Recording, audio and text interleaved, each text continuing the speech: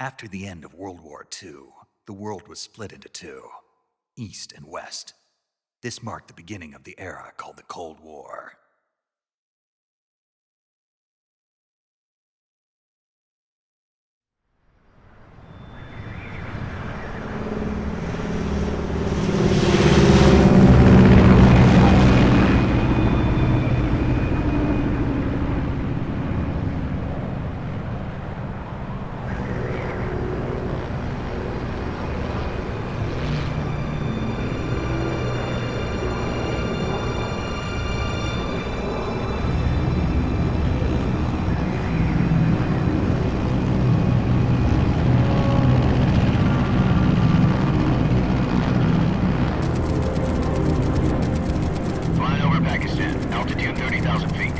Approaching Soviet airspace. 20 minutes to drop off. Commencing internal depressurization. Equipment check. Arm main parachute. All right. You ready to go? Drop zone still showing a high pressure mass. Cav okay. Good. We've got high visibility.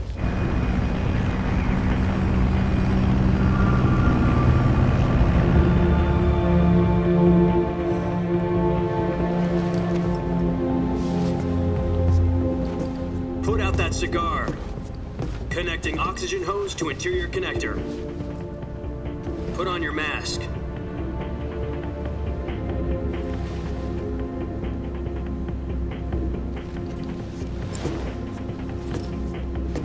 Does this pantywaist know what he's doing? Approaching release point. 10 minutes to drop off. Hey, are you deaf? He said put out the cigar and put on your mask.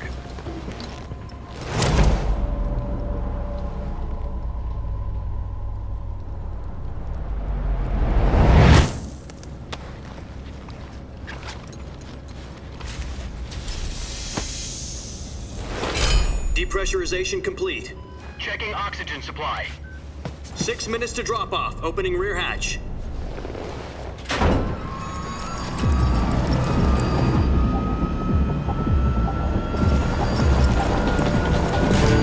Sunrise.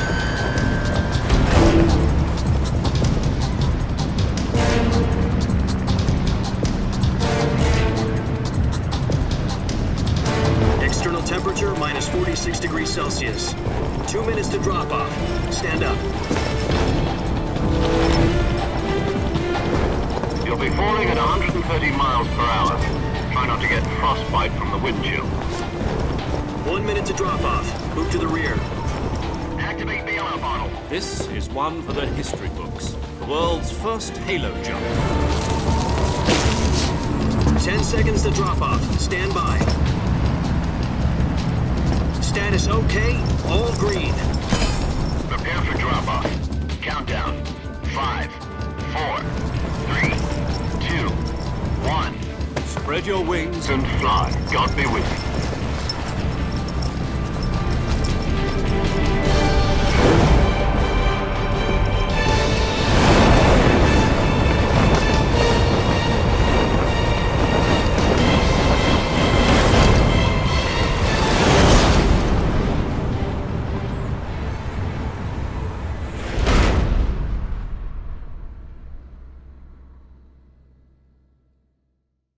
Jack, I've got some important news. The head of the CIA has finally given us the green light for the virtuous mission. Virtual mission? No, the virtuous mission. The future of our Fox unit depends on it. If it succeeds, we'll be officially organized into a unit. Virtuous mission? Sounds like some kind of initiation ritual. You know, don't get cocky. This isn't a training op. Right. So what exactly is this wonderful mission? Well, about 2 years ago, a certain Soviet scientist requested asylum in the West through one of our moles. His name is Nikolai Stepanovich Sokolov. He's head of the OKB 754 Design Bureau, one of the Soviets' top-secret weapon research facilities, and the East's foremost expert on weapons development. Sokolov? Isn't he that famous rocket scientist? The very same. On April the 12th, 1961, the Soviets achieved the first manned spaceflight in history. The Earth was blue, but there was no God. Well spoken. The rocket that carried Yuri Gagarin to orbit was the A-1, known as the Vostok rocket. Sokolov is said to be the man most responsible for the multi-engine cluster used in that rocket. After Gagarin's flight, Sokolov left rocket development to become the head of the newly established Design Bureau. From a lowly technician to head of a design bureau, that's quite a success story, so why do you want to defect? It seems he'd become afraid of his own creations. Afraid? Call it a crisis of conscience. And for that, he left his country and his family behind and went over the fence? Not exactly. One of his conditions was that his family was also to be taken safely to the west. We used a mole to get the family out first and succeeded in sneaking Sokolov over the Berlin Wall shortly afterwards. I was the one who conducted the operation. The security on the eastern side was still full of holes back then. Then what? We got Sokolov over in one piece, but the whole ordeal had left him exhausted, and we checked him into a hospital in West Berlin. It took him 2 weeks and more than 600 miles to get from the research facility in the Soviet Union to Berlin. He was in no condition to say anything coherent. And it was only a week later that we had something much bigger on our hands. The Cuban Missile Crisis. October the 16th, 1962, President Kennedy received word that the Soviets were in the process of deploying intermediate-range ballistic missiles in Cuba. The President demanded that the Soviets dismantle and remove the missiles. At the same time, he announced a naval blockade to prevent further missile shipments from reaching Cuba. But the Soviets didn't back down, instead placing their armed forces on secondary alert. Soviet transport ships carrying missiles continued on course towards Cuba. US and Soviet forces went on alert for an all-out nuclear war. Frantic negotiations were conducted through the UN's Emergency Security Council and unofficial channels to end the hair-trigger standoff.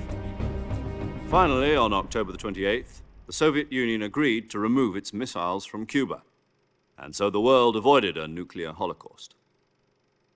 But in order to get the Soviets to pull their missiles out, we had to make a deal. You mean the one where the US agreed to remove its IRBMs from Turkey? No. The Jupiter IRBMs deployed in Turkey were obsolete, and we were going to get rid of them anyway. They had no strategic value whatsoever to either the US or the Russians. The Turkey deal was a ruse, a cover story that was fed to the other intelligence agencies around the world. So what did the Russians really want? Sokolov. They wanted us to return Sokolov. You mean the Soviets pulled out of Cuba just to get their hands on Sokolov? That's right. What the hell was he working on? At the time, we had no idea. We were running out of time. It was either give up Sokolov or risk full-scale nuclear war. In the end, we had no choice. President Kennedy gave in to Khrushchev's demand. The next day, I got Sokolov out of the hospital, handing him over to agents on the eastern side. Sokolov kept on screaming, "Save me," until he disappeared from my sight. Then a month ago, we received some new information from one of our moles. About Sokolov? Yes. He was taken back to the research facility and forced to continue working on the weapon in question under KGB supervision. What's more, it's on the verge of completion. So what kind of weapon is it? Something to do with space rockets? No, missiles. Same technology. I guess you're right. We don't know the details, but it appears to be a new kind of nuclear device. For half a year now, the Soviets have been conducting frequent nuclear tests at Semipalatinsk. Something to do with the weapon, I assume.